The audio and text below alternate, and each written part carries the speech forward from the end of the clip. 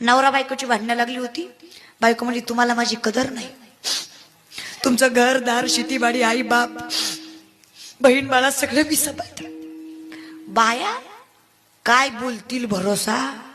आणि प्रत्येक बाई प्रत्येक भांडणात प्रत्येक नवऱ्याला प्रत्येक वेळा एक वाक्य म्हणते. गडी पटलं तर व्हाय म्हणा. बायकांचं भांडणातलं ठरलेलं वाक्य मी हाय म्हणून टिकले.